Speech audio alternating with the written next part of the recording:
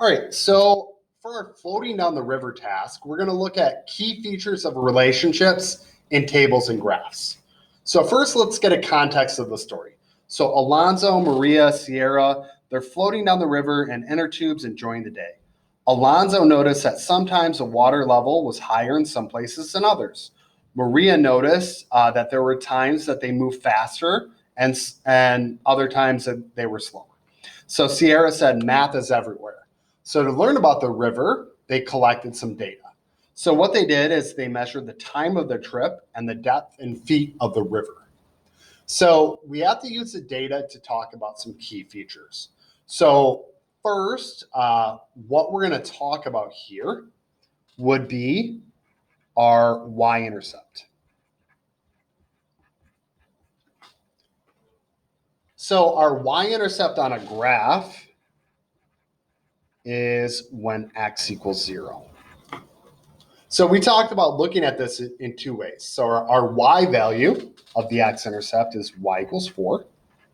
And if you express that as a point, it would be 0, 4. Now, we're also going to talk about some other key features. The domain. And the domain, again, relates to the x values.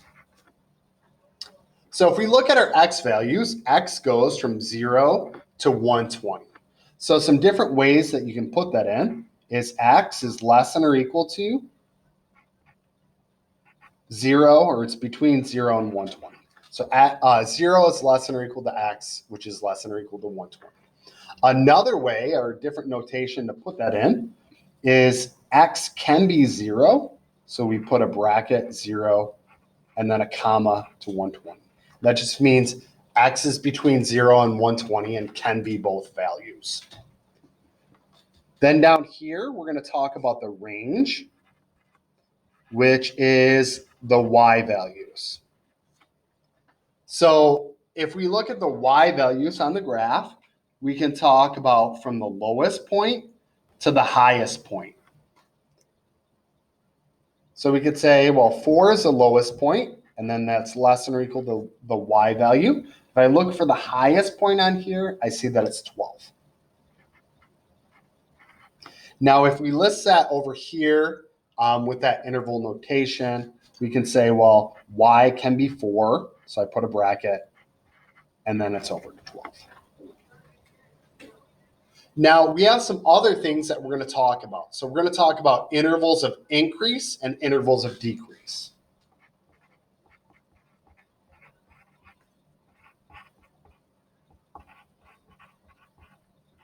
So if I talk about the interval of increase, we're going to look at, well, when are the y values increasing? So I say I go from 4 to 6 to 8 to 10, and then it stops. So I notice right here we're increasing when x is between 0 and 30. So our interval of increase that we're going to talk about is x is between 0 and 30. Now we start decreasing 10 to 6 to 5 to 4 right here.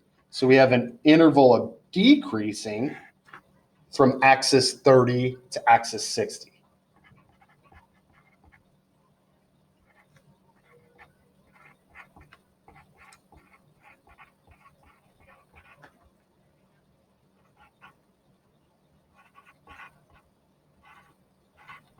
Now we're just going to stop. There's other intervals of increase and decrease, but we don't have to list them all.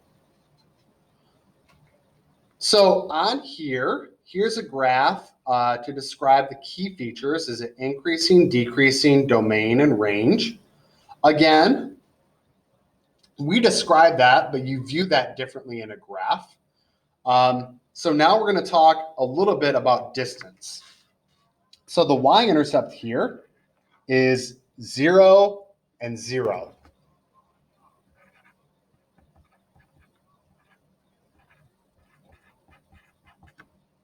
So I'm going to list that as a point, 0 for x, 0 for y. The x-intercept is also 0, 0. And then we're going to talk about my domain, Well, the X values are between 0, and then we're counting by tens here for the minutes. So 100, 110, and 120. So my domain, X is between 0 and 120 minutes. And again, I put the brackets because you can be at 0 minutes and you can be at 100.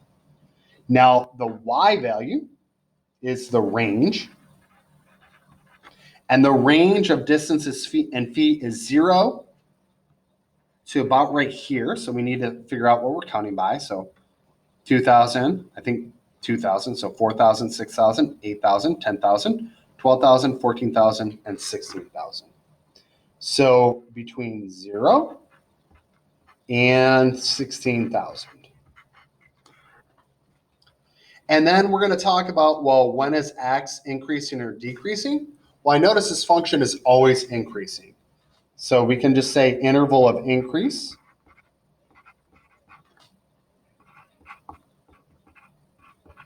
And we just talk about the interval of increase is when is X increasing. So it increases from 0 minutes all the way to 120 minutes.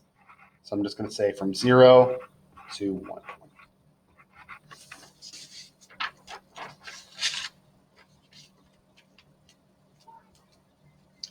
So for this part of the task, what I want you to do is just agree or disagree with these statements, and then just put a Y